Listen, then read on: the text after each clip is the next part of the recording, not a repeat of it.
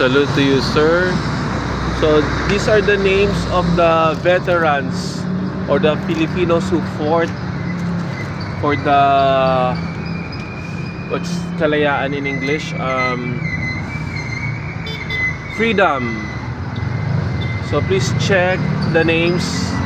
They might be your of the grandparents or the lolos of your lolos.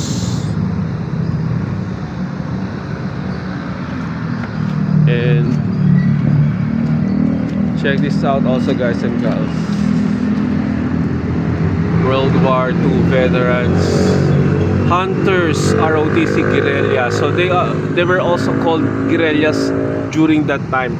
I can still recall that when my grandmother, Mama Betty, also make a stories about the World War II, how the Filipinos fought for the freedom.